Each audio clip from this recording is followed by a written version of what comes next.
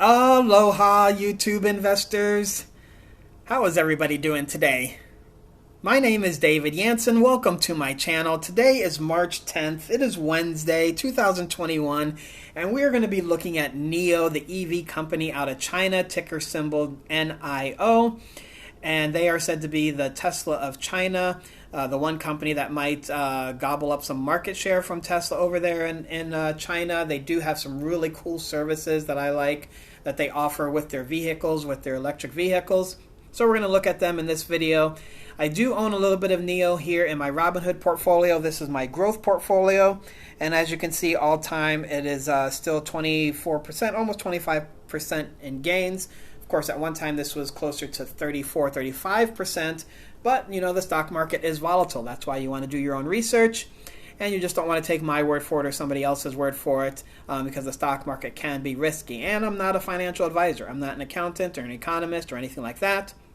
So please do your own research when it comes to investing in the stock market. Also, I do want to thank everybody that has subscribed to my channel. I do appreciate it. Mahalo to everybody. And everybody who has liked my videos as well and continues to follow my channel. I really appreciate it. Thank you very much.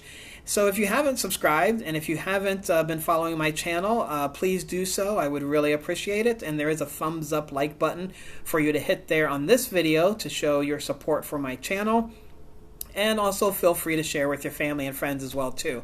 So, but if you're not familiar with NIO, let's just look at their website really quick here.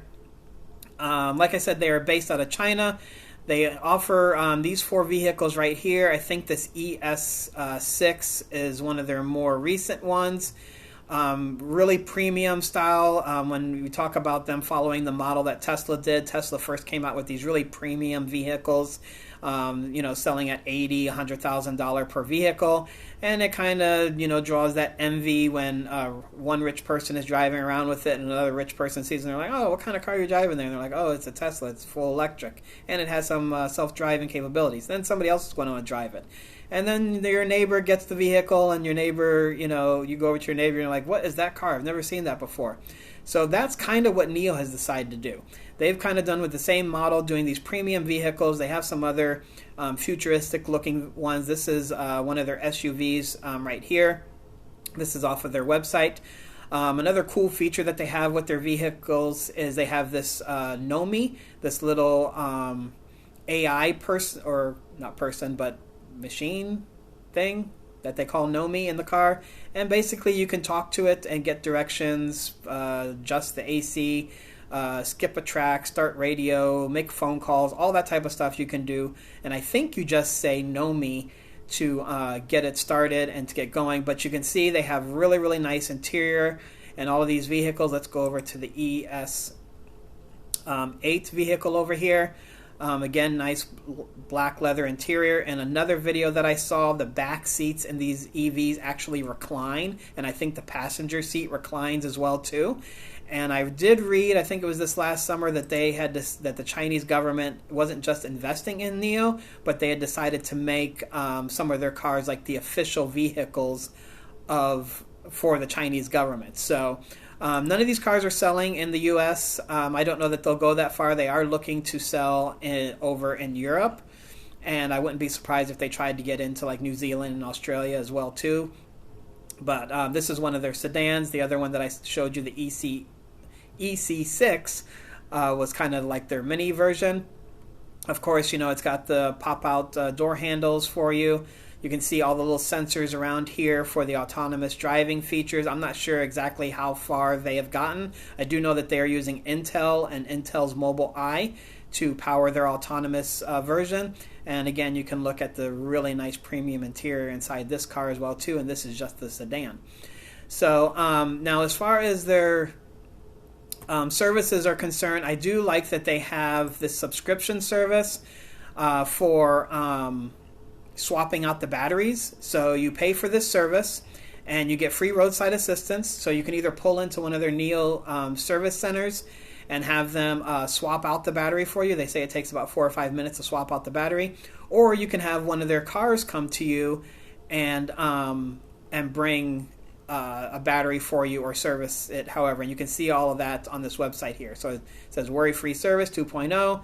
all the things that are covered with it, free repairs.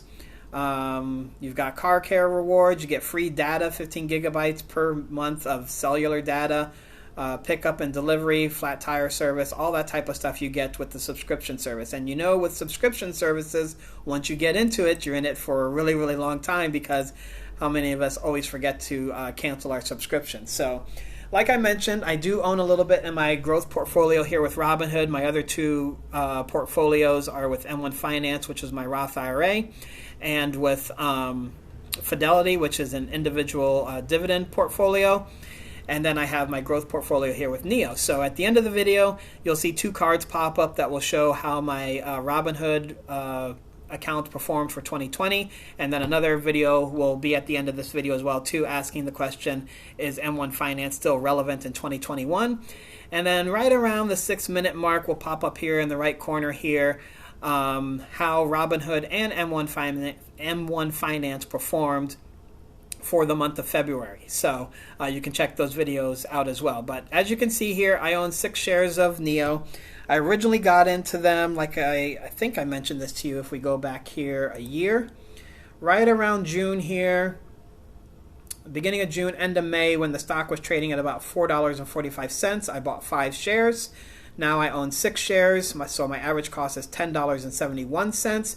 Still really, really good. So I won't be adding to this company unless it drops significantly. I don't think it will drop significantly. As you can see, it peaked all the way up here at $62 at one point. And like I said, they're not profitable, so people are just going off of how many cars they are delivering. And on the good side of that, XPeng, one of their rivals over there in China, has said that they don't think that they will deliver more cars than NEO this year. So that might help the stock go back up. Of course, over the last week and over the last month, it hasn't been doing so well. Over the past month, you can see here it dropped from the $60 mark all the way now that it's trading. It went all the way down here to 35, and now it's trading in the low 40s, high 30s. So I almost bought more at about 39, 38, 39 and some change at one point. I had put a limit order in to pick up another share, because I do think not only is EV the future, but China is very EV friendly and eco-friendly now.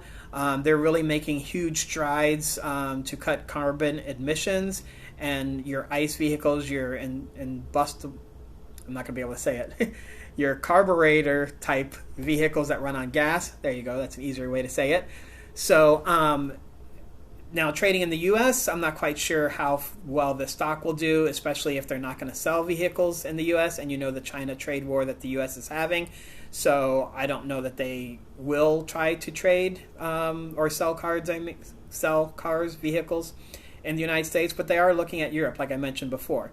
So if you're new and you want to get in on this stock, I don't think that it would be bad to get in right now with a couple shares, or maybe fractional shares. Robinhood does do fractional shares.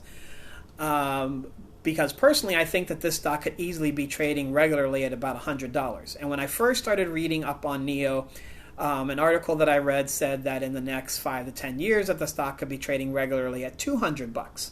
So I thought, okay, if I get in at $4 and it starts trading at $200, even if I have to wait 5 or 10 years, I'm okay with that, because that's a huge gain. So if you get in at 40 now, and all of a sudden it goes back to 60, or but eventually hits 80 and 100, you're going to get a really, really good return. But for me personally, I'm kind of looking for it to drop. Otherwise, I'll just take whatever gains. If it doesn't ever get back down to $10.71, then I'll just take whatever gains I get from my 6 shares. So I just wish, and like some people have mentioned in the comments, that I had more money to invest when it was at $4.45, along with some of my other holdings in my Robinhood portfolio, if I had more money to invest when I bought on the low. So, but anyway, my total return is almost 300% with NEO, so that's still a really good return. Not the 1,000 that I had at one time, but still a really good return. And so let's go ahead and look at Alpha Street, like I mentioned, and see how the stock has performed. How it has performed over this, not the stock, but how the company did over this last quarter. This is quarter 4 of 2020. It was reported on March 1st of 2021, so this is their fiscal year on how they do their quarters. And revenue did grow. Revenue grew really well. I believe I read one article that revenue was up 111%, so about $1 billion.